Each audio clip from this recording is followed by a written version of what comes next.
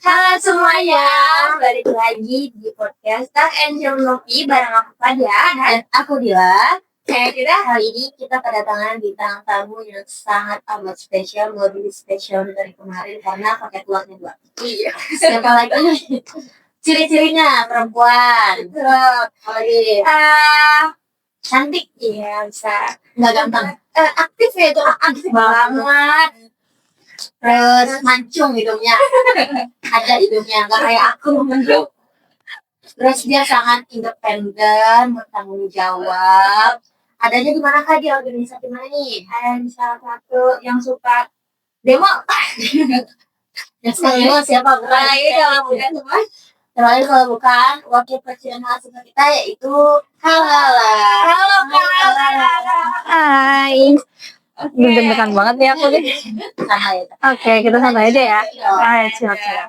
Sebelum kita tanya-tanya nih, boleh diperkenalkan dulu Kak. Kira-kira perkenalan kayak gimana dulu?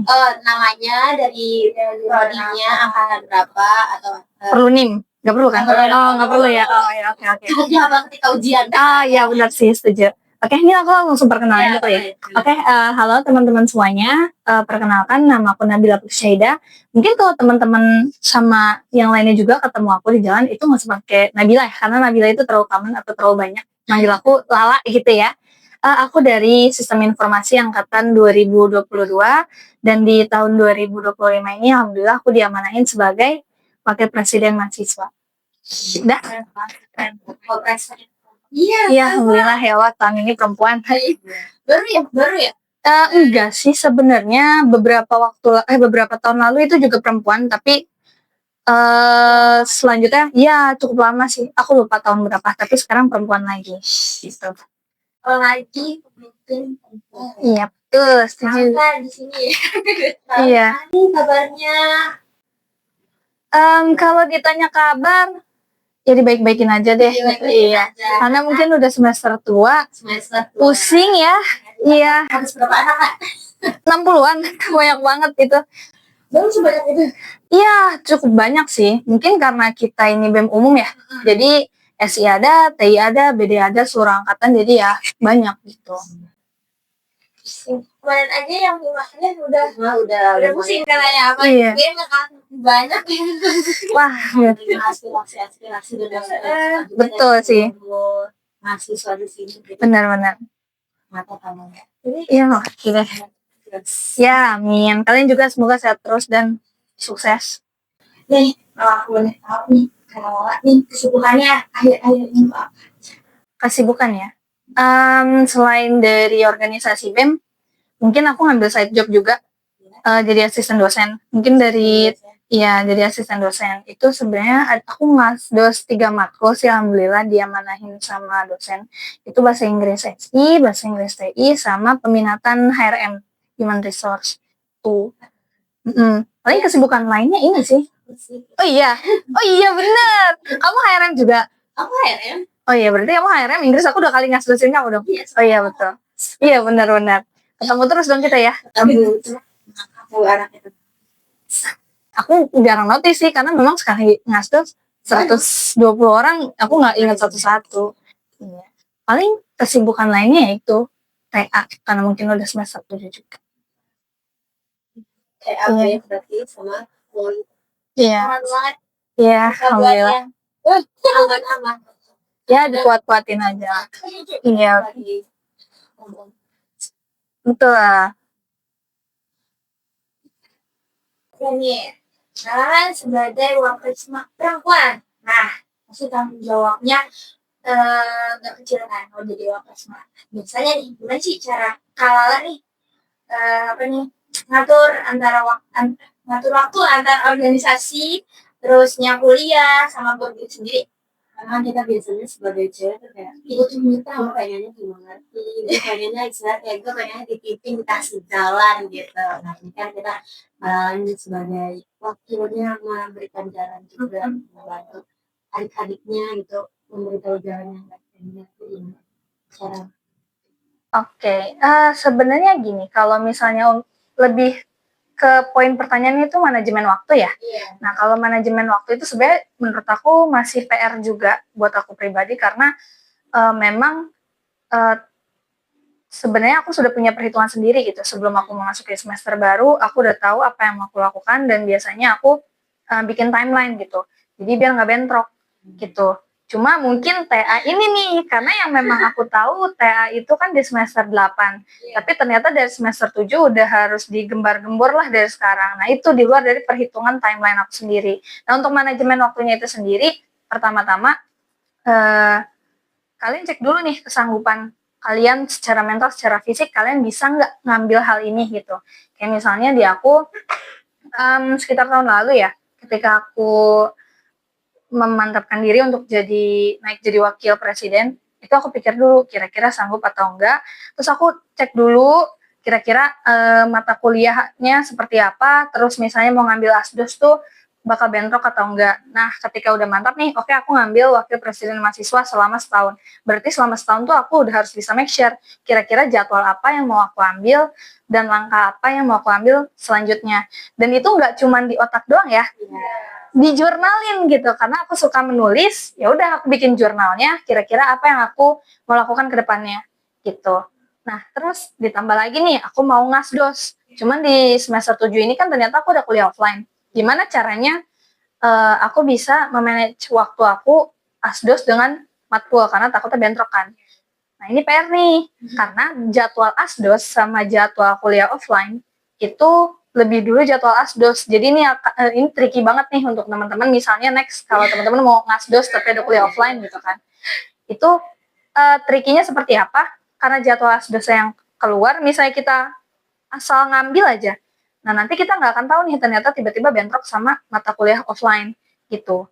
Jadi pertama-tama kita make sure dulu di hari itu kita mau ngambil matkul offline atau enggak gitu. Jadi aku make sure nih, aku tata dulu, ternyata nggak bentrok gitu.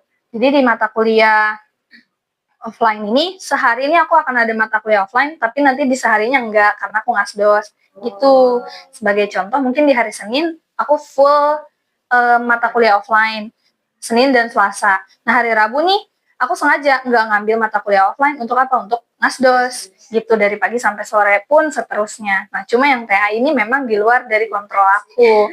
Iya, itulah yang bikin pusing, cuma nggak apa-apa. Ini juga ntar juga selesai kan ya, tapi nggak apa-apa. Berarti aku harus menata ulang manajemen waktu itu. Itu sih paling. Tapi sejauh ini udah ini nggak? Kayak udah capek gitu. Baru-baru aja sih aku merasa capek kayaknya. Ngerasa burn out. Sebenarnya kalau burn out itu kan wajar ya dari teman. Maksudnya nggak cuma anak-anak semester tua gitu. Anak kupu-kupu gitu yang nggak ikut organisasi itu tuh bisa ngerasa burn out, karena kan ya kita nggak bisa batas seseorang itu berbeda-beda, batas individu itu kan berbeda-beda, karakter tiap orang pun beda-beda. Jadi ya kita nggak bisa anggap sepele. Nah, terkait burnout ini ya aku adalah fasenya gitu. Cuman nggak aku ambil pusing ya, karena aku mikirnya kalau misalnya kita terus-terusan merasa jatuh, merasa stres atau burnout, nggak akan bisa maju gitu. Jadi aku berbarengan nih, stres tapi sambil ngerjain juga gitu. Pasti ada nih istilahnya kalian ngerjain sambil nangis. Nah itu ya udah nggak apa-apa ditangisin aja, tapi tetap dikerjain gitu. Karena kalau misalnya kita nangis nggak dikerjain, mandek, malah makin pusing gitu. Jadi intinya kalau dari prinsip hidup aku ya udah jalanin aja. Ini itu sementara gitu. Karena kalau misalnya kita nangis terus, ya udah itu nggak ada yang kerjain gitu kan. Jadi aku mikir ya udah ini kerjain aja. Kalau misalnya stres, bener-bener overwhelmed, bener-bener udah nggak bisa kepegang, ya udah istirahat sebentar. Misalnya istirahatnya dengan apa? Ya tergantung dari orang-orang itu sendiri. Cuma kalau dari aku pribadi, aku me time. Me time-nya healing ya keluar aja. Biasanya aku nge-explore, iya bener-bener sendiri. Aku explore tempat baru. Kayaknya ada tempat baru nih di sini gitu. Aku explore, tapi tetap aku bawa laptop. Jadi di tempat itu aku sambil ngerjain juga. Iya. Beda suasana. Iya betul, beda suasananya aja. Beda suasana, beda feel-nya. Iya. Sama ini sih paling satu ya. Aku makan es krim. Itu fun fact. Ya, mungkin yang aku nggak tahu ya apakah laki-laki juga sama, tapi cewek-cewek mostly kebanyakan seperti itu ya kan. Coklat dan es krim, karena memang faktanya coklat dan es krim ini punya dia meningkatkan hormon dopamin ya. Setahu aku lupa antara dopamin sama serotonin, tapi intinya yang awalnya emosi kita tidak stabil jadi stabil karena makan coklat dan es krim. Tapi itu jangan kebanyakan ya. Iya. Betul. Karena dari gula itu sih. Orang yang minum juga kan disarankan bahwa makanan itu Es krim. enggak. Oh enggak ya. Sama dong. Oh coklat. Oh iya yang manis-manis. Iya. Gitu sih Pan. Aku nggak tahu ya karena aku belum pernah naik gunung. Ya aku kira boleh. Oh ya nggak ada apa ya. Iya betul. Tapi ini selama jadi wapres kan pasti ada plus-plusnya nggak sih? Pasti ada dong kayak punya kesannya sama anak-anaknya atau enggak sama apa organisasi BEM itu sendiri. Nah, apa tuh Kak yang menurut Kakak bisa ngerasa berkesan terus jadi ngerasa wah ternyata aku bisa juga ya sampai di kayak gini udah ngelewatin susahnya terlalu banyak semuanya. Iya, apalagi kita sebagai perempuan kan kayak ada orang yang menilai sebagai kayak pasti gitu cewek mah nggak bisa gitu melakukan itu karena rumah kayak istilahnya pasti ada yang bilang gitu dong. Sebenarnya kalau kita tarik mundur ya, sejauh ini belum pernah ada sih yang bilang, belum pernah ada yang bilang, maksudnya konfront secara langsung ke aku kalau misalnya kayak perempuan itu nggak bisa jadi pemimpin atau misalnya perempuan tuh ini seperti ini seperti ini seperti ini. Tapi memang ada nih beberapa oknum lah mungkin ngomong kayaknya kalau misalnya perempuan jadi pemimpin tuh cukup sulit karena emosional itu karena betul karena biasanya kalau laki-laki kalau yang kita tahu ya secara general laki-laki ini mengandalkan logika tapi kalau perempuan mengandalkan perasaan gitu. Cuma sebenarnya justru ini hal yang bisa melengkapi misalnya ketuanya ini laki-laki wakilnya itu perempuan ya udah laki-laki berjalan dengan logika tapi kan harus diinin perasaan juga disokong perasaan juga. Nah ketika misalnya nanti perasaannya mendahului disokong lagi sama logika jadi saling mensupport aja gitu. Nah tadi apa pertanyaannya beratnya atau kenapa betulan Gitu selama jadi wapres sampai kayak kemarin sakit kita udah ngelewatin fase sulit. Sebenarnya kalau fase sulit banyak ya tiap orang juga sama titik-titik orang kayak misalnya titik-titik kesulitan orang berbeda-beda. Betul kalau dari aku sendiri banyak ya titik kesulitannya aku bingung nyebutinnya gimana karena setiap aku merasakan kesulitan ketika aku bisa melewati kesulitan itu aku lupa.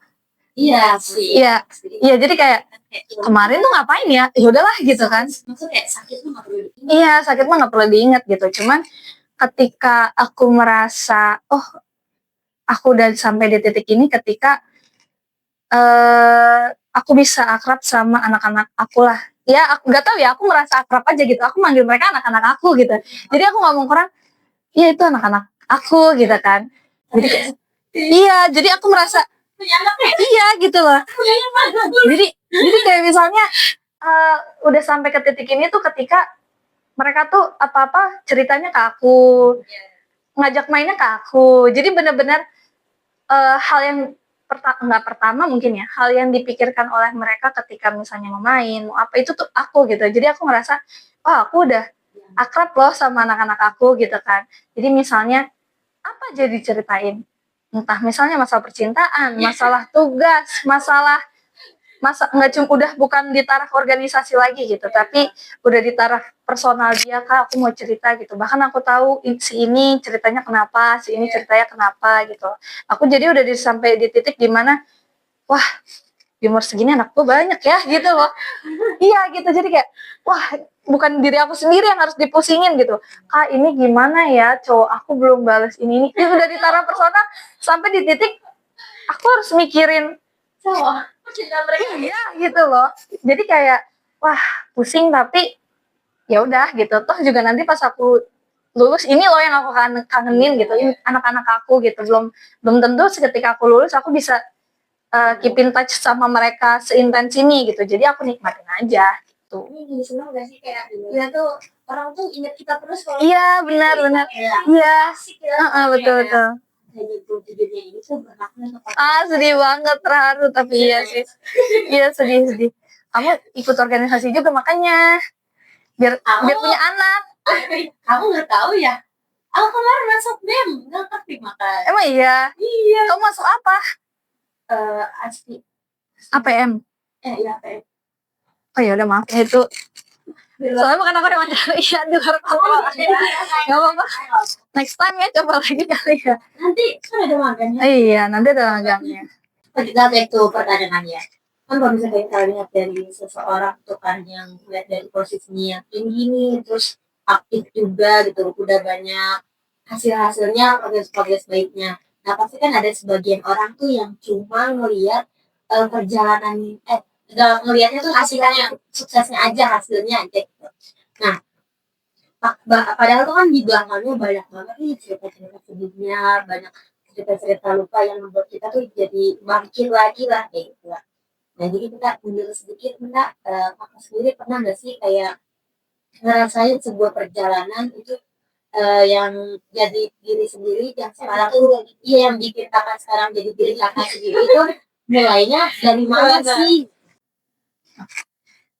Bentar, aku coba simpulin dulu ya. Pertanyaannya adalah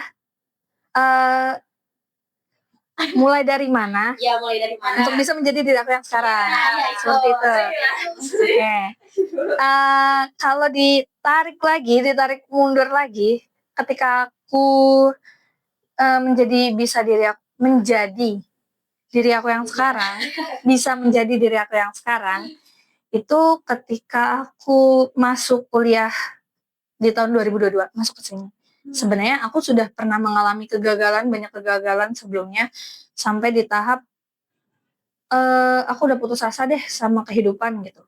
Nah, ketika aku masuk ke sini, sebenarnya aku sempat sedikit bukan trust issue, lebih ke kayak ketika aku, karena memang jomplang kehidupan aku, bukan jomplang ya. Jadi fun fact-nya, sebelum aku masuk ke sini, aku udah pernah kuliah di tempat lain gitu. Adalah somewhere gitu di tempat lain gitu. Nah, di tempat itu sebenarnya kalau dari segi pertemanannya itu enak banget. Ya solidaritasnya tinggi. Teknik ya, menjunjung tinggi solidaritas gitu. Jadi memang solid banget gitu. Tapi di belakang-belakangnya senioritas, terus UKT yang amat sangat wow ya, 15 juta per semester itu menurut aku kalau middle class kayak aku pribadi itu cukup sulit gitu kan, 15. Apalagi aku anak pertama gitu kan, dan punya adik-adik, jadi kayak kalau misalnya 15 juta per semester hanya untuk aku sendiri, aku rasa itu agak egois ya gitu kan.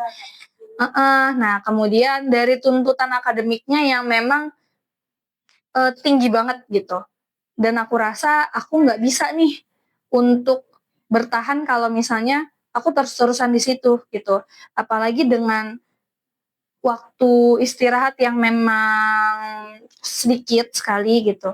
Kayak aku sampai 2 hari gak tidur cuma untuk ngerjain laprak lah.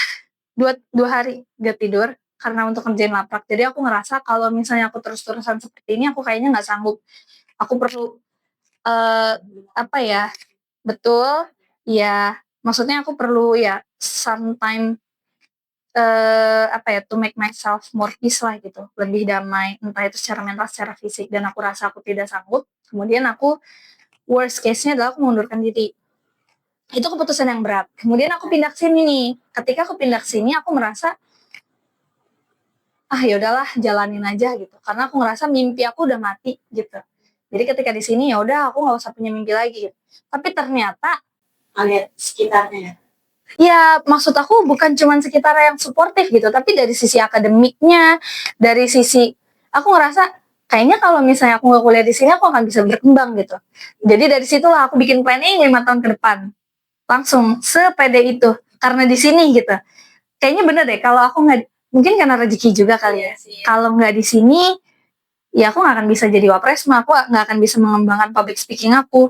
Mungkin aku akan tetap menjadi mahasiswa karena sebelumnya aku anak himpunan, tapi ya udah biasa aja. Mungkin aku nggak akan tahu kalau aku ternyata bisa loh di public speaking ya. Aku ternyata bisa loh pede ngobrol di depan banyak orang, atau misalnya ternyata aku bisa loh jadi MC, dan aku punya potensi-potensi yang sebenarnya aku tuh nggak tahu gitu. Nah ketika disitulah aku ngerasa I found myself back gitu, aku bisa menemukan diri aku sendiri gitu. Jadi ketika di situ ketika di sini, ya udah titik balik kehidupanku adalah tahun 2022 itu. Ketika aku masuk, sebenarnya aku masih belum merasa kalau ini jati diri aku gitu. aku merasa aku menemukan jati diri aku itu adalah ketika aku berproses untuk mendapatkan hal itu gitu. Jadi sebenarnya nggak bisa dipatokin, oh aku titik balik aku di tahun 2022, sebenarnya nggak. Titik balik aku adalah bagaimana aku bisa berproses. Jadi sampai sekarang pun masih menjadi titik balik aku gitu. Gitu. Kayak menemukan semangat barunya lagi. Iya gitu, menemukan sini gitu. Iya, ketika aku masuk sini. Tapi apa yang bikin membentuk semangatnya tuh? Ngebentuk semangat. Sebenarnya kalau dilihat dari yang ceritaku tadi, apa ya, semangat aku tuh karena aku nggak mau mengulangi kehidupan aku yang sebelumnya. Aku kan merasa nih, wah aku nggak bisa fit in. Oke, dari segi pertemanan di kampus sebelumnya aku bisa gitu. Sampai sekarang pun masih kontakan gitu kan. Cuman aku nggak fit in dengan akademiknya, dengan senioritasnya, dengan lingkungannya, dan dari situlah aku merasa gagal kan. Nah makanya ketika di sini lagi aku ambis dan aku bermotivasi, aku nggak mau mengalami hal seperti itu lagi. Gimana caranya?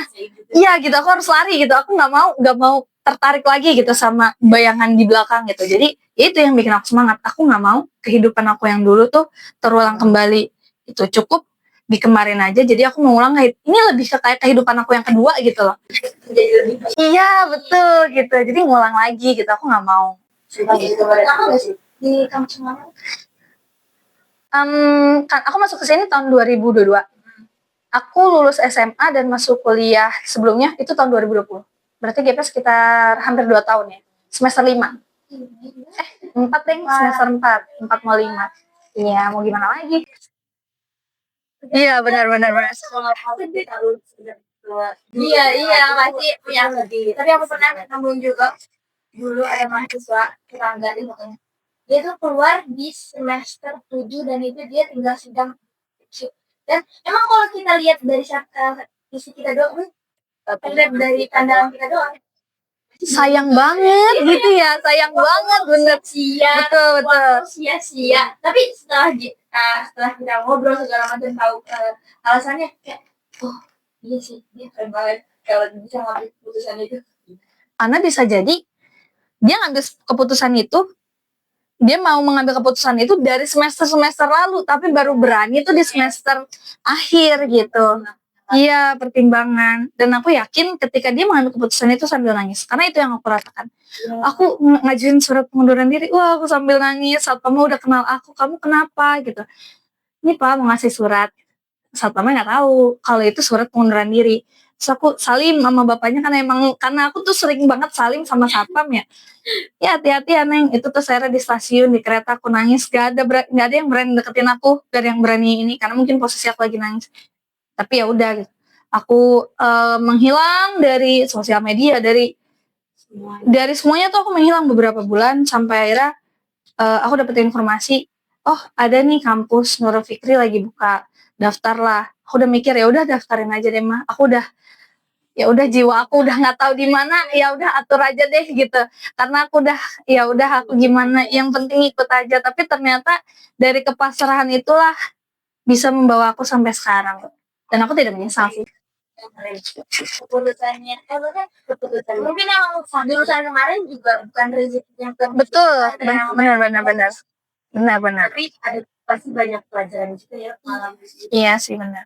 Dia keputusan aku emang pernah ada makan cerita itu kayak hari sebelumnya tuh emang yang sebelumnya lebih sakit lagi gitu ya Kak. Apa yang masa-masa oh iya masa SMA juga betul mau cerita apa nih masa SMA tuh masa kerja dulu seinnya Kakak aja nyambungnya dulu. Aduh gimana ya, panjang sih sebenarnya. Mungkin dari kalian dulu nih, SMA dulu atau kerja dulu nih?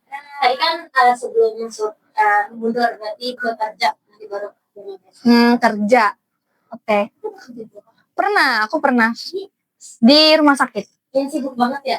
Kayaknya aku udah ngomong Kak. Ya, gini deh. Aku perlu duit gitu sih sebenarnya. Aku perlu duit 15 juta per semester. Sebenarnya dulu orang tua aku alhamdulillah sanggup gitu sebenarnya alasan kenapa aku mengundurkan diri selain dari aku tidak bisa fit in dengan dunia akademik dan senioritasnya itu, bukan kebetulan ya, iya qadarullah, eee, orang tua aku, terutama bapakku, itu tuh ada proyek ratusan juta, ketipu lah, bangkrut lah, seperti itu. Makanya aku memutuskan kayaknya kalau misalnya 15 juta per semester dengan kondisi finansial yang sedang jatuh, aku rasa egois kalau itu hanya untuk aku sendiri gitu. Toh juga aku belum bisa memastikan apakah dengan 15 juta per semester itu, output-nya nih aku bisa nggak membayar balik keluarga aku gitu kan. Jadi aku mikir, "Ya udahlah keluar aja," gitu, 15 juta per semester gitu kan. Nah, itu kan tahun 2022. Oke, tahun 2021 aku kerja di salah satu rumah sakit di Kalibata. Aku lupa, itu rumah sakitnya banyak cabangnya. Gak usah disebutin lah ya, gitu, di rumah sakit. Di rumah sakit itu, apa? Ya kalau disebut kan Iya, jangan deh ya, gitu. Ya, di rumah sakit itu aku bekerja sebagai penerjemah. Karena 2021 itu kan zamannya COVID ya. Nah, kebetulan rumah sakit ini karena rumah sakit yang besar gitu, dari mana-mana rujukannya biasanya ke situ.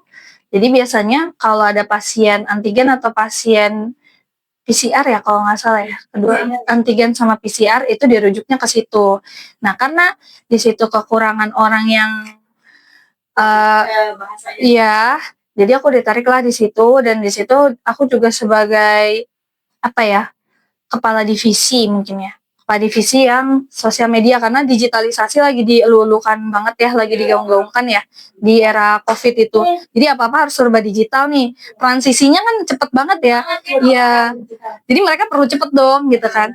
Yang cari siapa? Gen Z. Karena memang kita ya gitu ya, benar-benar emang Gen Z itu yang kuat lah. Benar-benar kita tuh bisa lah adaptnya karena memang kita bisa gitu. Dan kebetulan Gen Z sekarang kan umurnya juga ya mendekati dewasa lah kayak kita, jadi ya dicarinya Gen Z, nggak mungkin Gen Alpha dong gitu kan. Nah iya masih kecil masalahnya, dicarilah Gen Z untuk project digitalisasi ini. Nah sebenarnya enak selain dari gajinya yang besar gitu ya, cuma aku merasa lingkungannya, lagi-lagi aku tidak bisa fit in dengan lingkungannya karena memang lingkungannya mungkin tidak sesuai dengan preferensi aku ya. Jadi ketika aku di situ, aku mengalami pengalaman yang kurang mengenakan aja gitu. Jadi pertama-tama dari lingkungan rumah sakitnya dulu deh, ketika aku datang, memang di situ tempatnya nggak terlalu besar. Aku tuh satu ruangan sama front officer sama kasir gitu. Jadi kadang-kadang aku nyambi kerjaan mereka. Ketika aku datang nih, mungkin karena aku perempuan sendiri ya di situ, dan dia ini dua orang ini nih udah nikah gitu. Ekspektasi aku adalah cowok semua. Ekspektasi aku adalah ketika aku datang ya aku mungkin bukan diajak ngobrol, mungkin dididik kali ya, dididik atau misalnya diajarkan ini nanti bikin ini. Tapi hal yang aku dapatkan adalah sebenarnya pelecehan verbal. Wah, aku kaget. For the first time, day one aku di tempat kerja, aku digituin. Hal yang aku lakukan apa? Aku duduk, aku main HP, aku bilang, "Mama, kok aku diginiin?" Aku nahan nangis, tapi aku mikir, ini baru hari pertama kerja. Aku jadi punya mindset dong, apakah di dunia kerja seperti ini? Gitu kan.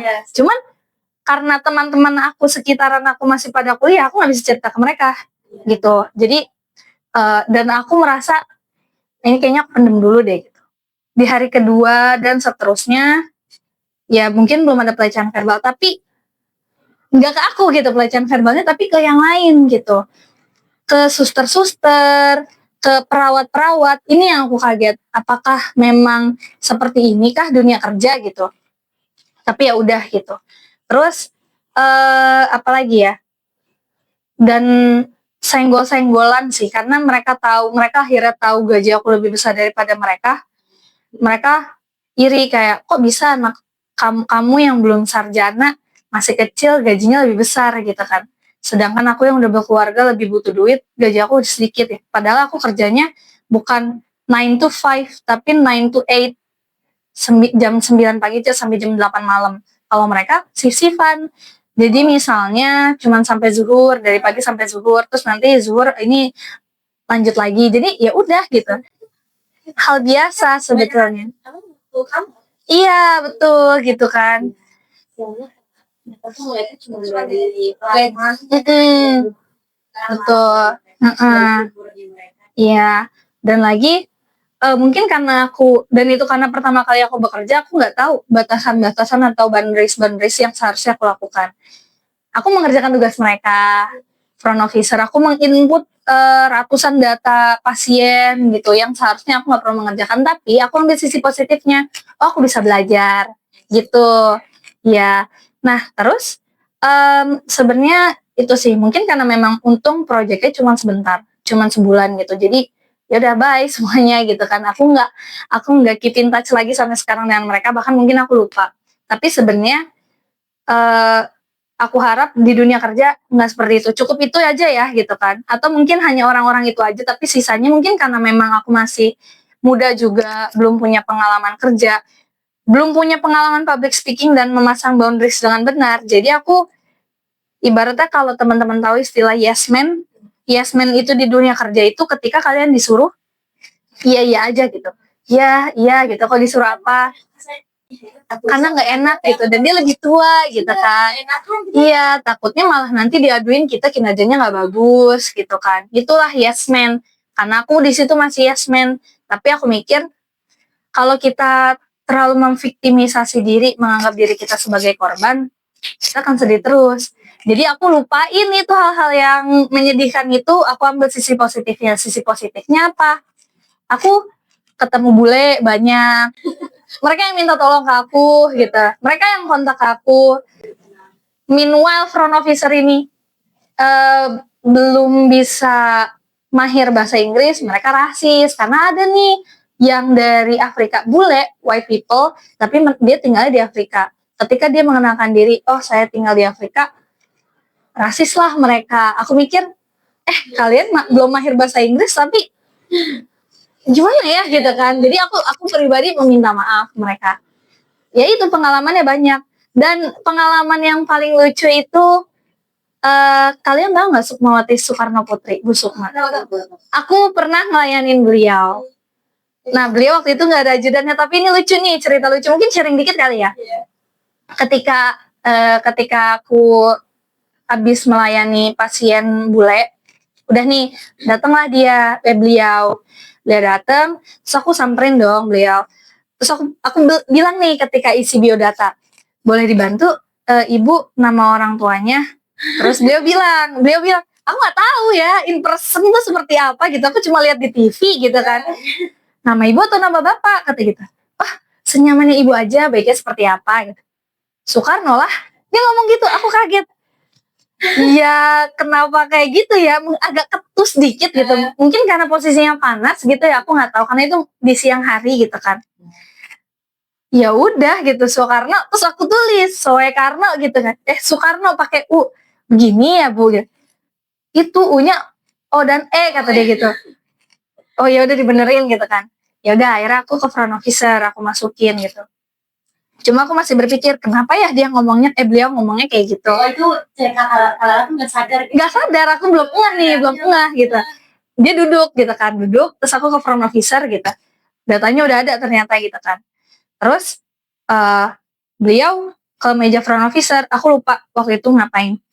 Terus front officer bilang, Bu tumben gak bawa ajudan. Aku mikir dong, kok beliau pakai ajudan sih, siapa ya beliau gitu kan. Terus udah tuh aku tanya ke front officer, Kak kok pakai ajudan, emang siapa gitu. Ini kan anaknya Soekarno. Wah anaknya Soekarno gitu. Wah aku harus salim apa gimana nih gitu kan, aku nggak tahu ya. Terus duduk lagi aku gemeter karena udah aduh gimana, mana gitu. Itu perlakuannya kurang baik gitu ya. Aku takutnya gitu. Sebenarnya aku memperlakukan semua orang sama, semua pasien sama, cuman itu apakah ada perlakuan khusus gitu kan, kayak ibu silakan duduk, ibu atau ibu mau saya anterin gitu kan, karena ibu gak ada ajudan mau saya tuntun gitu kan, masa harus kayak gitu kan. Cuman gimana ya ini segala macam. Tapi emang mungkin beliau wataknya seperti itu, bukan berarti judes, mungkin karena sudah sedikit tua gitu, dan mungkin karena perbedaan usia yang jauh, jadi kita menanggapinya lain gitu.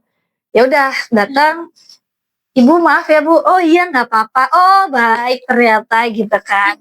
Terus ya udah, Ibu mau saya antar, oh nggak usah nggak apa-apa bla bla bla. Ini kapan ya tesnya selesai gitu karena antigen gitu kan hasil tesnya.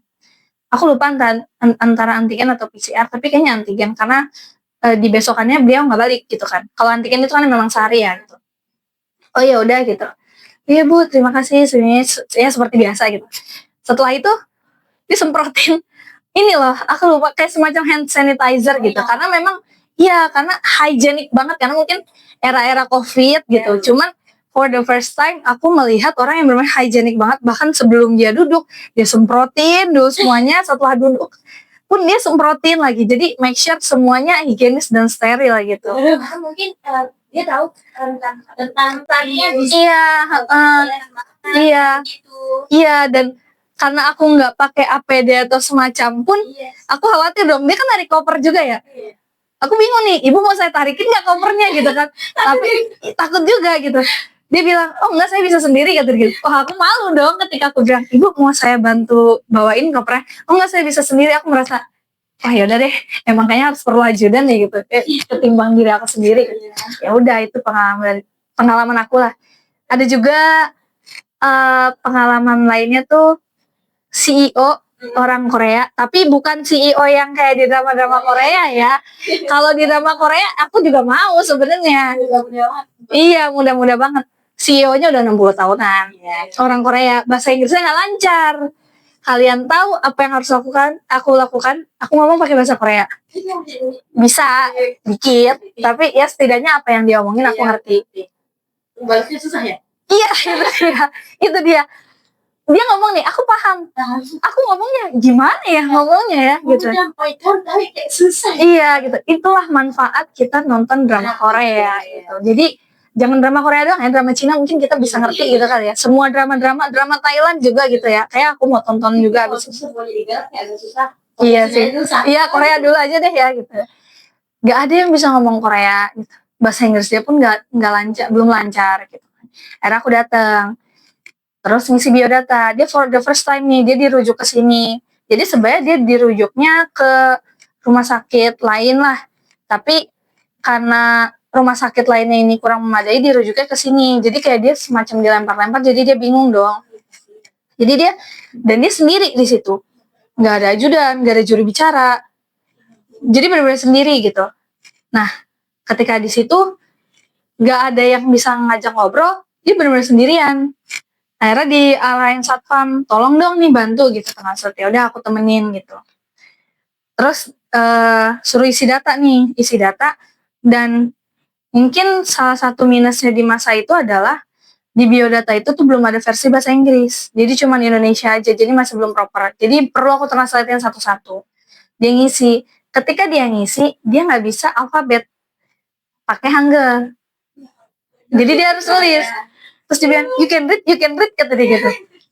Ya gitu kan maksudnya aku bisa gitu. Ketika aku kasih ke front officer, ini baca apa gitu kan. Ini iya apa ini gitu kan. Itu Hangul gitu kan. Ya udah aku translatein.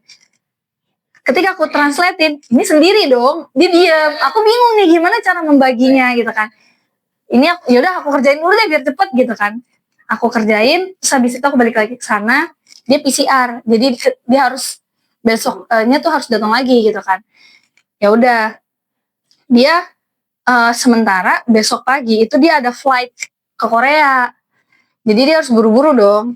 Ya udah, aku besok datang besoknya tuh aku datang lebih pagi lagi. Ketika front officer belum ada, kayaknya sekitar jam 7 pagi. Front officer itu bekerja tuh jam 9. Aku datang jam 7 pagi, dia datang setengah 8 ya setahu aku. Dia udah bawa koper segala macam, dia repot, gak ada yang bantuin sama sekali. Dia bawa mobil ya? Enggak, dia naik Bluebird. Dia naik Bluebird, dia tinggal di hotel. Aku lupa di hotel. Dia emang visanya udah habis kalau nggak salah. Dia harus kembali ke Korea gitu. Nah ketika di situ bingung juga kan gimana bantuinnya ya gitu kan segala macam. Aku pikir tuh ada yang bantuin dia, ternyata enggak karena memang dia buru-buru takut visanya habis gitu. Setelah itu ya udah aku kasih, tapi dia bilang ini benar kan ketika di bandara nggak akan disita karena ini rumah sakitnya nggak sesuai sama rujukan. gitu.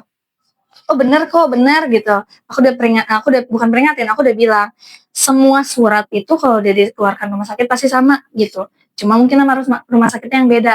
Tapi dia takut nih ditahan di bandara karena memang se-strict itu kan, iya lagi seketat itu kan. Kalau PCR-nya nggak sesuai gimana kata dia gitu. Pakai pakai bahasa Korea campur Inggris, aku nggak tahu lah gimana, tapi aku paham gitu sebisanya gitu. Gak apa-apa gitu. Ya udah aku minta nomor kamu kata dia gitu. Jadi nanti kalau misalnya di bandara ditahan aku bisa ditelepon. Wah, jadi aku nih gitu kan. Itu kan urusan radiologi kan harusnya.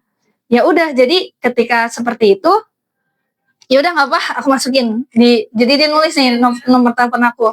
Nah, terus aku berdoa, ya Allah semoga di bandara dia nggak ditahan gitu. Iya, semoga lancar. Udah, aku nggak dengar kabar lagi setelah itu. Jadi memang seharusnya sudah lancar ya di Korea. Iya, seharusnya sudah sampai di Korea dan nggak tahu apakah dia balik lagi atau enggak. Tapi satu hal yang aku pikirkan, infoloker sih sebenarnya. Iya, aku nggak kepikiran sampai situ gitu kan. Karena aku masih muda gitu. Kalau di sekarang mah aku mikir loker gitu kan ya, harusnya kayak gitu. Cuman ya udah. Ya, waktu itu aku juga pernah ngurus surat tanahnya Mama Abi ya. Masukin sipiran. Iya, itu harusnya momentum yang tepat, iya kan? Iya. Di saat kita mereka tuh punya peluang kerja buat kita tuh orang-orang muda. Karena loker sekarang tuh susah gitu kan, infoloker mungkin teman-teman gitu kali ya.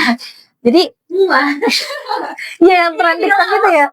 Iya, seharusnya seperti itu, tapi aku nggak kepikiran sampai sana. Tapi yang aku pikirkan adalah semoga di sana dia nggak ditahan di bandara karena takut minta tanggung jawabnya ke kita atas nama, bukan atas nama pribadi lagi, atas nama instansi, dan aku yang melayani ribet juga gitu. Ntar kena kasus satunya, ya udahlah. Tapi alhamdulillah emang. Bisa nggak ngecat kakak udah ya. Aduh, apa hilang ya? Ngecatnya di brosur. Apa hilang ya? Itu 2021. Udah 4 tahun udah nggak ada kabar. Ya dia Ya udahlah. ini ada nih seorang perempuan waktu itu dia nemenin saya. Waduh. Jangan ya, aku udah nggak di rumah sakit itu lagi. Ntar deh aku coba tanyain kali ya di rumah sakit itu ada nggak ya CEO Korea nanyain. Oh iya. Itu kan dia CEO 60 tahun, siapa tahu anaknya gitu kan. Iya. Iya. Atau minimal di kerjanya aja deh gitu kan. Nggak usah anaknya, nggak apa-apa lah. Soalnya aku perlunya duit sih sebenarnya. Duit harga mati. Iya, duit harga mati. Iya benar. Betul. Pagi independen, apa-apa sendiri perlu duit. Betul. Aduh, jadi melenceng nih. Emang sedih, banyak sedihnya, banyak pelajaran yang bisa kita dapat, tapi ada lucunya juga. Betul. Ketika kita menjalani itu kayak apa ya, fresh juga ya. Kita fokus ke yang bahagianya aja. Yang lucu-lucu kayak tadi. Betul, yang lucu-lucu tadi. Ada lagi nggak selain itu, nggak ada? Apa ya? Oh, enggak sih, cuman itu kayak ya udah pasien biasa. Angkatan tahun 97. Dia enggak, tahun 97 mah cukup muda sih. Iya. Itu banyak banget. Maksudnya mungkin karena dia tinggi dan ganteng juga kali ya. Dia datang sendirian, iya. Oh enggak, dia nggak pakai kacamata, tapi dia cuci mata gitu. Oh, cuci mata. Oh iya sih. Aku aku ngelayanin dia gitu. Terus perawat-perawat pada rame, siapa nih cakep gitu. Wah, coba aku bisa bahasa Inggris gitu. Aku layanin tuh gitu kan. Ya udah, itu mah dengan gagahnya bisa nih. Iya, gitu. Tapi ya udah gitu, masa aku harus aku harus baik ke semua orang dong. Cuman masa aku harus modus NIS point ya, iya sih itu. Ya itu udah 4 tahun berlalu mah, ya udahlah ya gitu. Itu sebagai pemanis di kehektikan dunia kerja gitu ya. Gitu sih paling. Benar. Kita fokus ke yang sukanya aja. Ya udahlah. Kita nggak semuanya dapat kerja kayak gitu. Benar. Sekarang Kak, saya SMA, masa SMA, aduh. Masa SMA. Tipe yang introvert apa? Aku sebenarnya introvert sampai sekarang. Nih gini loh, introvert dan ekstrovert itu bukan dari gimana kita bergaul, tapi gimana kita ngecas energi kita. Aku setelah dari sini, aku akan menyendiri gitu.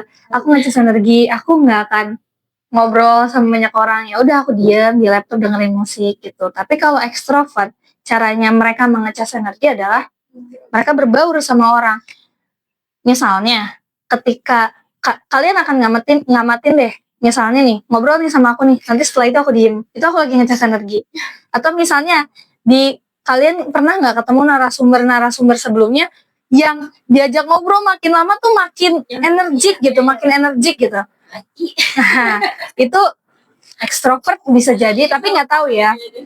Itu bisa jadi ya, kayak gitu. Nah, mungkin kalau sekarang kenapa aku introvert tapi banyak ngomong, karena aku bisa lebih terbuka gitu, lebih easy going gitu, dan mungkin dari segi komunikasi aku sudah lebih tertata ketimbang dulu, jadi aku lebih banyak ngobrol gitu. Cuma kalau dulu lebih ke kutu buku mungkin ya, karena ya udah gitu. Dan di masa SMA ini mungkin karena aku masuk ke SMA yang academic oriented, jadi benar-benar yang di-push tuh akademiknya. Olimpiade setiap tahun, setiap semester itu selalu ada dan selalu harus ikut gitu. Dan nanti tuh ada seleksinya lagi gitu. Terus ada lomba olimpiade tuh bener-bener banyak banget gitu. Aku ikut nih 3 tahun berturut-turut, tapi bukan olimpiade yang individu, tapi ada namanya match spin dari UNAIR, Universitas Erlangga. Itu jadi itu satu tim 3 orang. Nah itu tuh olimpiade. Jadi bener-bener kita di-push banget di olimpiade. Dan karena memang academic oriented, mostly karakter di situ tuh yang gue akan menghalalkan segala cara biar jadi ranking 1 gitu. Itu banyak banget yang kita temuin. Jadi ketika aku pernah dapat pengalaman fisika nih, aku sebenarnya bukan lemah di fisika, aku lemah di kimia kayaknya kalau nggak salah. Cuman di fisika ini aku dapat 90 untuk ujian tinggi ya gitu kan, aku pun bangga gitu kan, aku bangga gitu. Datanglah si ranking 1, kok kamu bisa 90? Dicek, wah ini ada yang salah, dibawa ke gurunya, aku jadi 88. Hal-hal seperti itu normal. Maksudnya, tapi sebetulnya itu jawabannya seperti itu. Aku kurang tahu, cuman aku mikirnya, ya aku kayak gitu sih, padahal seneng nih 90, tapi nggak apa-apa 88 karena bisa 60 gitu kan. Ya udahlah gitu, yang penting di atas HKM gitu kalau dulu. Dan aku tipe sampai sekarang pun sebenarnya aku tipe orang yang menghindari konflik. Jadi kalau misalnya emang dia kayak gitu, ya udahlah gitu, aku ngalah aja lah gitu. Ya aku turunin ego aku lah gitu. Nah terus dan mungkin aktifnya aku sekarang itu kebawa waktu aku SMA. Karena SMA ini aku petinggi ekskul English Club. Iya, English Club. Aku tuh dulu ikut mading sama English Club. Gitu, terus di English Club ini ketuanya sebenarnya waktu itu tuh apa ya? Aku diusung jadi ketua. Cuma karena aku merasa aku tidak sanggup dan bahasa Inggris aku ngerasa bahasa Inggrisnya masih kurang lah gitu. Dan dia nih lebih jago gitu. Aku ngerasa ya udahlah, dia aja yang naik gitu. Tapi pas ketika dia naik, dia ngilang. Karena apa? Oh, mau fokus olimpiade cewek. Iya. Oh, mau fokus olimpiade gitu. Ya aku juga fokus olimpiade. Bedanya gue tim lu sendiri gitu kan. Tapi nggak bisa kata dia gitu. Ngilang lah. Jadi aku gantiin dia. Aku yang membangun. Benar. Aku juga kesel. Aku mau fokus olimpiade. Sampai sekarang aku masih ingat nih. Ada dua alasan konyol dia yang sampai sekarang tuh aku masih ingat. Yang pertama, kan memang ekskul itu kan habis sekolah ya. Habis kelas itu sekitar aku tuh kelas jam sampai asar. Jadi biasa jam 4. Jam 3, jam 4 tuh aku baru mulai. Nah, aku bilang, "Lu English Club gak? Lu SEC gak?" gitu. Oh, gak bisa. Udah mau hujan, gak bawa payung. Itu yang pertama. Alasan konyol pertama. Alasan konyol kedua. Di beberapa waktu berikutnya, aku nanya, ayo dong, English Club, ekskul, lu belum pernah tampil nih, gitu, sebagai ketua. oh gue mau bungkusin paket adek gue. Itu dua hal yang aku sampai sekarang inget, aku nggak bisa nerima gitu. Tapi yang diakuin dan yang aku kecewanya adalah pembina ekskul aku tuh lebih memihak dia. Ketika aku bersusah payah membangun ekskul yang aku bersyukur ekskul itu bisa berdiri sampai sekarang gitu. Itu tuh gimana ya? Pembinanya berpihak ke dia karena dia lebih pintar. Olimpiadenya tuh kalau aku match pin karena itu aku tim, jadi nggak kelihatan gitu. Kalau dia karena individu kayak OSN, kan beda nih. Dia OSN, aku match pin. Karena dia anak OSN, dia yang paling digaung-gaungkan. Itu balik lagi yang aku bilang, sekolah ini akademik oriented. Siapapun yang pintar, siapapun yang akademiknya yang benar-benar bagus, dia yang menang lah ibaratnya gitu. Nah, pembina ini juga sama. Iya, karena dia anak OSN, anak geografi, OSN geografi. Jadi aku ngerasa kayak, aku juga anak olimpiade loh, tapi kok perlakuannya beda gitu. Kan justru susah. Betul. Ketika teman-teman aku ngerasa udah mulai putus asa di tengah jalan, pengurus intinya, kalau nggak ada kalian, nggak ada lagi yang gini gitu kan. Sampai di tahap saking sering hilangnya, ini anak-anak ekskulnya, anggota-anggotanya ini bilang, Kak, kok ketuanya nggak pernah ada? Kita pengen ketemu ketuanya, masa sama wakilnya mulu? Wah, aku sedih banget tuh di situ. Aku langsung kayak, emang aku ngerasa gagal Kak gitu. Tapi di lain sisi, aku udah bisa melihat potensi anggota-anggota yang bisa aku kaderisasi gitu. Nah, anak-anak itulah yang percaya sama aku percaya sama potensi mereka percaya sama kepengurusan aku. Nah, ketika mereka naik, hal itulah yang bisa ekskul itu berjalan sampai sekarang. Salah satunya. Dan aku ngerasa, oh iya dibalik nggak apa-apa deh misalnya nggak diakuin gitu. Nggak apa-apa deh misalnya nggak diakuin. Mungkin karena aku kurang pintar sama dari dia gitu. Tapi satu hal yang bisa aku terima adalah, oh effort yang udah aku lakukan tuh bermakna loh outputnya sampai sekarang gitu. Sampai sekarang tuh anak-anaknya jadi kenal gitu. Kalau jadi inget aku gitu. Kalau aku mikir kayaknya aku nggak harus diakuin deh sama orang-orang tertentu gitu. Iya. Dulu ya awalnya aku pengen diakui, tapi ketika aku melihat hasilnya, kayaknya aku nggak harus diakui deh untuk bisa memberikan dampak bagi orang-orang. Ketika orang-orang bisa merasakan dampak apa yang aku lakukan, itulah pengakuan sebenarnya gitu. Gak harus secara lisan, oh kamu yang ini ya gitu. Tapi bagaimana hasilnya? Aku ngelihat, oh dampaknya kayak gini gitu. Ya nggak apa-apa, nggak harus diakuin, tapi setidaknya dari aku sudah merasa tenang. Oh kalau misalnya aku tidak turun tangan, mungkin aku nggak akan bisa memberikan hal itu gitu. Iya gitu. Akademik oriented memang seperti itu. Aku nggak tahu ya, tapi memang benar-benar lucunya adalah sekolah aku pernah di demo pungli, rumor demo pungli. Mereka demo di depan sama di samping, bakar ban, teriak-teriak pakai toa segala macem, ditimpukin batu juga. Tahu nggak apa yang kita lakukan? Kita tetap belajar.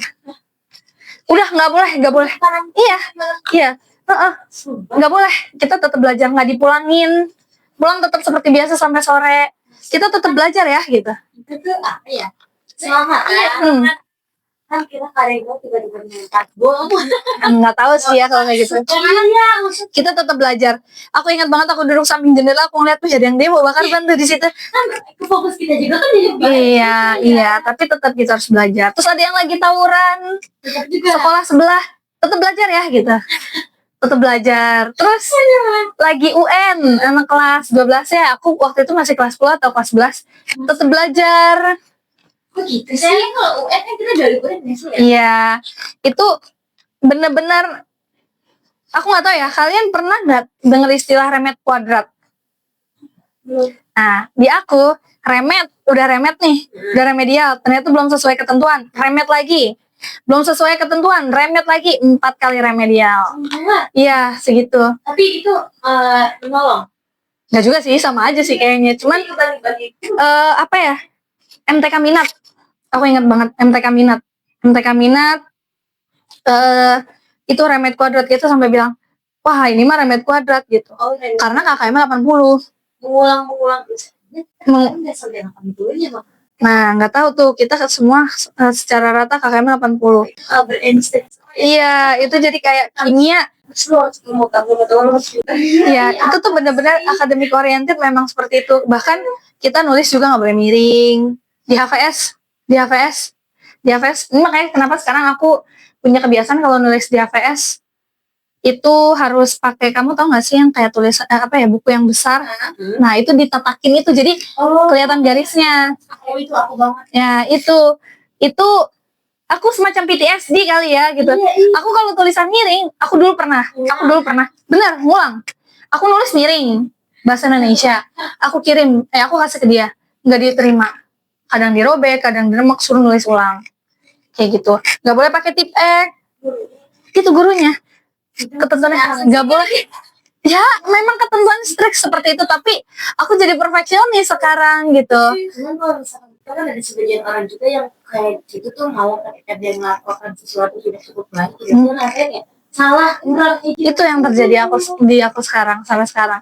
Makanya itu academic oriented seperti itu, tapi aku mikir iya ya udah gitu. Sisi positifnya adalah aku digembleng banget kayak cara ngechat guru sekolah. Mungkin cara ngechat guru sekolah sama dosen tuh cukup beda ya. Cuman dari aku SMA aku udah dididik caranya gimana, karena memang dosen gurunya itu benar-benar strict banget.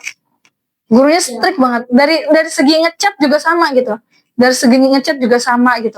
Jadi ketika aku di kampus, aku udah tahu caranya gimana, aku udah terlatih gitu. Kayak sama kayak Google Classroom juga. Google Classroom tuh dulu belum ada. Cuman di sekolah aku udah ada Google Classroom.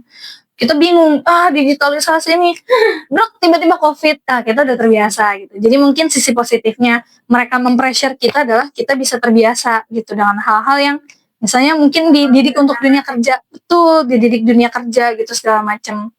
Intinya killer sih, mostly killer. Tapi banyak yang keluar Enggak, banyak yang masuk PTN. Aku juga harusnya masuk PTN gitu. Cuman aku keteledoran aku nggak ngecek suratnya. Ada lagi kisahnya kayak gitu, kayak kisah aku tuh banyak banget deh. Iya, kayak gitu sih paling. Dan dari perjalanan luka-luka yang panjang, pasti proses penyembuhannya lama ya.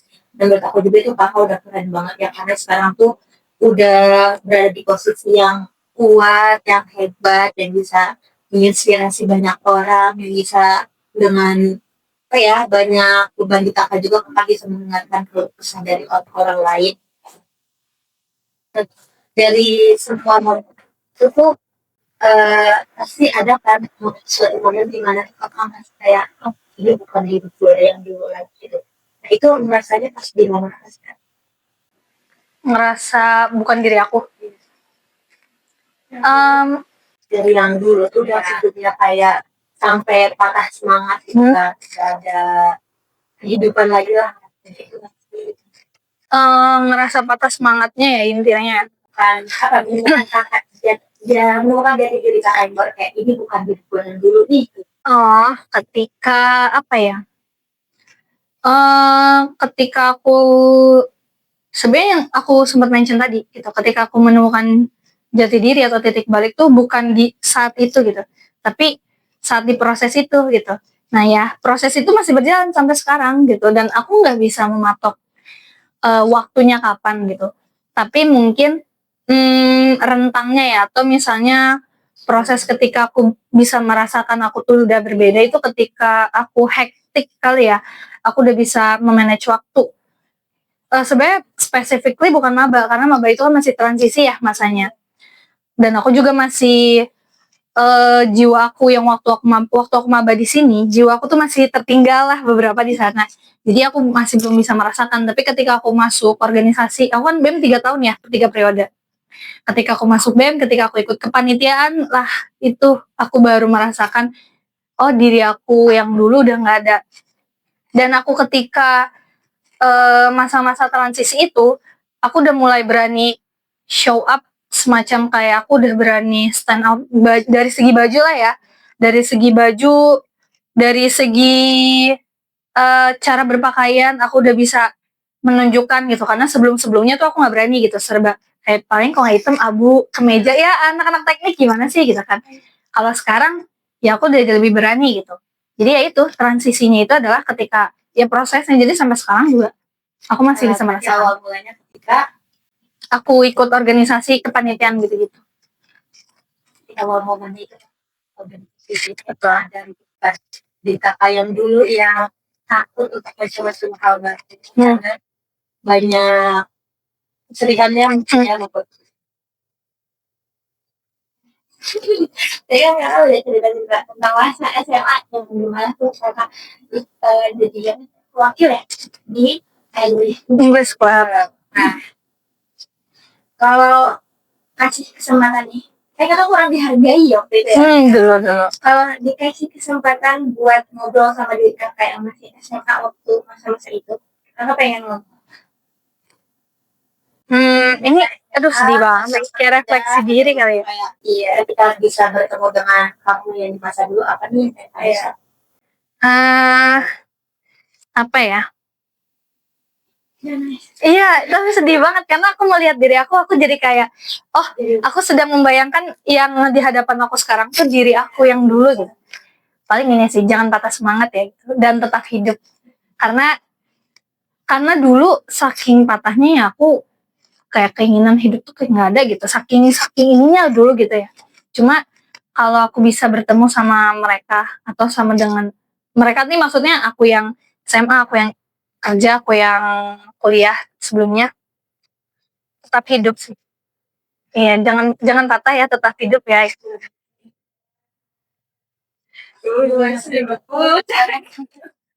Iya gitu. Tapi lihat ya lagu bernada. Iya, betul. Ada yang lebih muda umurnya kupil sama bisnis. Enggak sih, aku nggak relate yang itu. Aku mah kalau di jalan muda yang muda lah tetap. Muda-mudanya meninggal sih. Susah juga. Gampang kan tinggal loncat. Iya enggak. Itu amalnya. Iya. Amal baik buruknya. Kita kayak tidak melihat ke ujungnya, melihat pilihannya kan hidup. Kalau istilahnya kayak kita ngajuin hidup itu susah, yang mudahnya itu cuma itu menyelesaikan. Tapi sebenarnya lagu yang relate sama aku tuh ada lagunya Taylor Swift yang You're on Your Own Kid. Intinya kalau dari liriknya tuh kayak apa ya? Aku lupa. Everything you lose is a step you take. Apa yang jadi ibaratnya ketika kamu naik tangga, kalau kamu mau merasa lebih ringan, harus ada yang kamu korbankan gitu. Salah satunya beban di masa lalu. Jadi semakin tinggi kamu naik, semakin banyak pengorbanan yang harus kamu ambil gitu. Jadi salah satunya beban di masa lalu gitu. Ya karena kita mau naik lebih tinggi lagi, ibaratnya kayak kita mau naik gunung deh. Ya gitu kan, harus ada yang kita korbanin. Apa misalnya dari tenaga gitu segala macem. Jadi kayak everything you lose is a step you take. Jadi kayak the more higher you take the step, yeah, you have to sacrifice something lah in return. Terakhir ya, pesan dari kakak buat teman-teman mahasiswa atau yang lagi nonton nih ya, kayak mereka kita kan lagi ngerasa di titik paling terendah, titik terendah mereka gitu kan. Kalau mungkin kayak aku gitu kan dapat terima di sebuah organisasi atau kepanitiaan gitu kan, biar mereka tuh kayak bisa bangkit lagi, kayak apa tuh akan pesan-pesannya tuh adik-adik. Kalau lagi patah semangat ya, pertama itu dari aku tetap hidup ya teman-teman. Iya, karena pasti akan ada pelangis lain.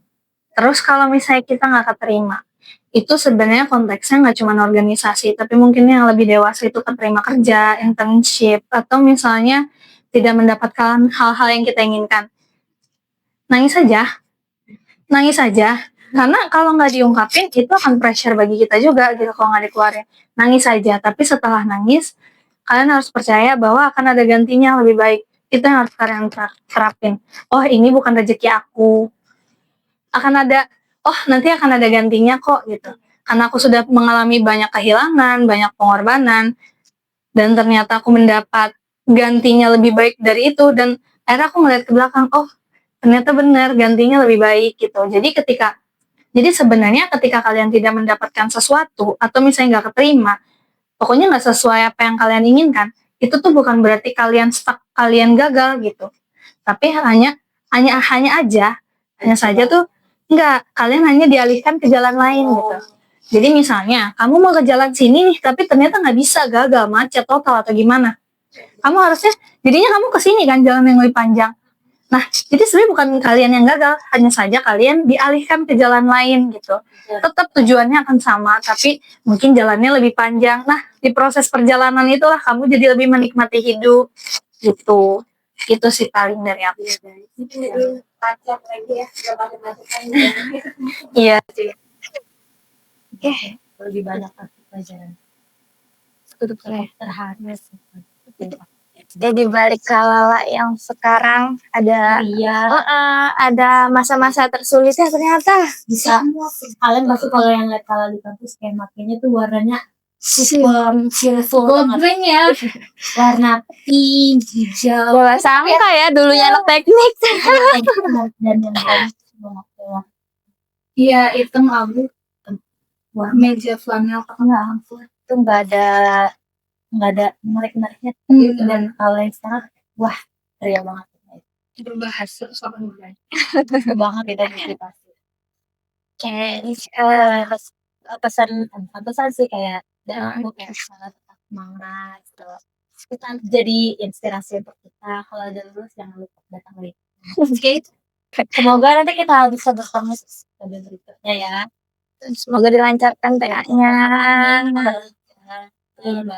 Terus Lulus dapat pekerjaan yang baik. Yang kita tadi. Ya deh, semoga pekerjaan bagus, gak cuma pekerjaan bagus tapi Lingkungannya baik, yang betul. jiwa yang tadi ya. Siapa tahu ya kan. Bapak sih, Never know.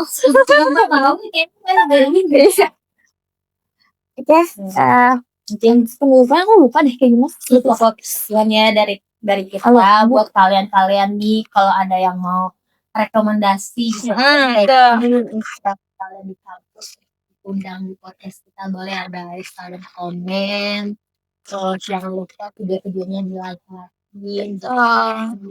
di subscribe ke YouTube channel kita